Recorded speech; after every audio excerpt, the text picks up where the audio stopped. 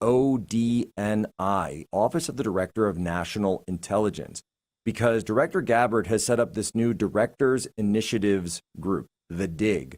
Sort of the kind of a play on Doge, but different in the sense that they're not just looking at things to cut, they're also looking at things to declassify or possibly make more transparent than we've seen in the past. And certainly we know about the assassinations, we know about MLK and RFK and JFK, all of this is coming forward. But Benz, I wanted to get your thoughts as well on these particular rabbit holes that within the intel community that the DIG can perhaps take a look at if you had a wish list.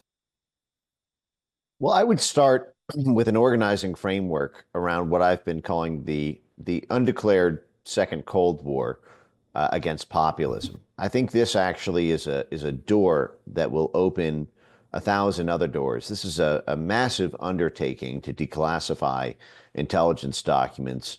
I can't really think of something with this broad and sprawling a mandate as what Director Gabbard has been given. If you look at the press release for the announcement, it was almost 20 executive orders or something to that effect.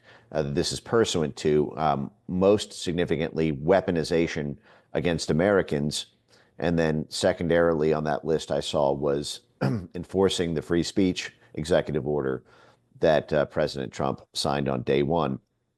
And both of these things, I think, come to a head in what I believe has been a Cold War that we've been in, but not known that we've been in. And by we, I mean the American people.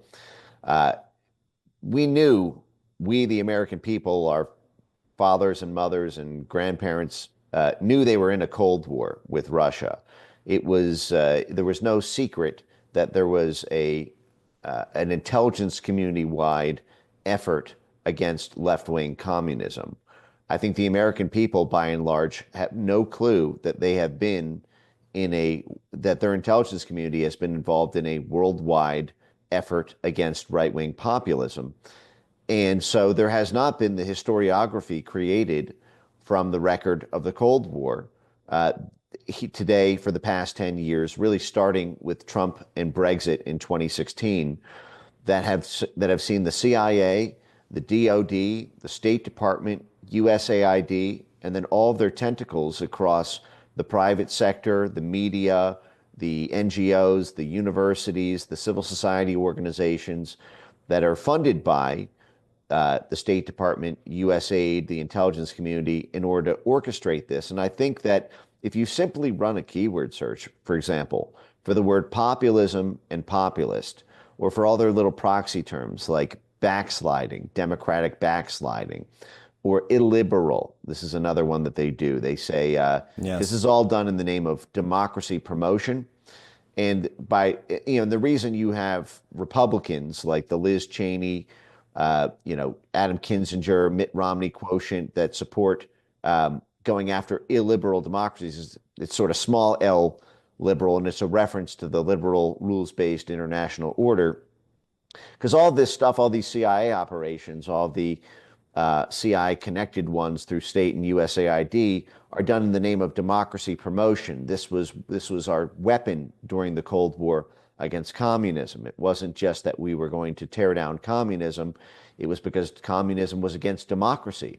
And we've been following this Woodrow Wilsonian edict to make the world a safe place for democracy, which means that the world is a safe place for the State Department and USAID and the CIA to operate in, as long as they can create a predicate that something is undemocratic or an illiberal democracy, or it's technically a democracy, but it's going through democratic backsliding.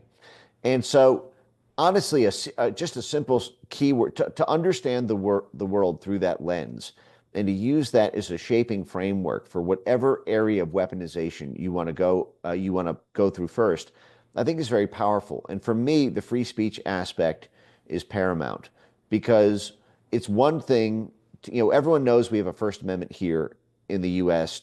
That protects U.S. citizens, but foreign citizens are not protected by the First Amendment, which means the CIA gets to play all sorts of games with the media. They get to play all sorts of games with censorship at the international level that they are not allowed to do at home.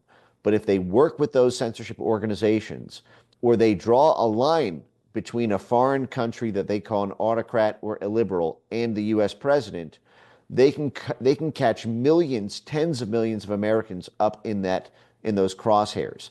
We saw their little proxies, for example, do this in Brazil with the National Democracy and a group called IFES, which is supposed to be involved in elections, openly saying that they were involved in the throttling of pro-Bolsonaro content because of the international exchange of ideas between the Bolsonaro movement in Brazil and the Trump movement in the U.S.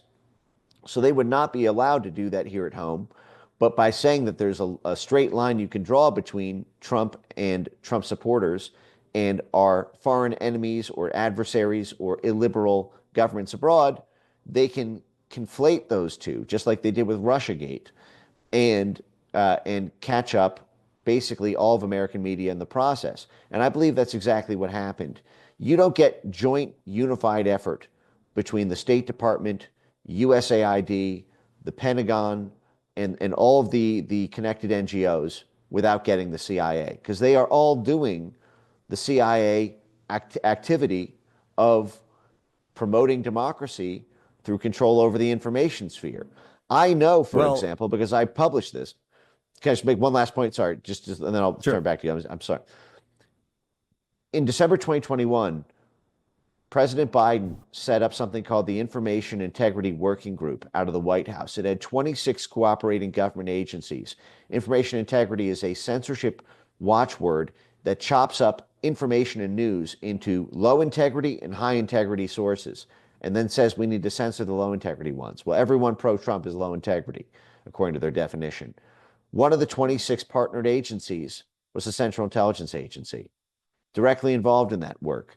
Every single file, for example, there on information integrity and on the targets in the populist space could be unveiled by ODNI and all the other government agencies tasked with declassification.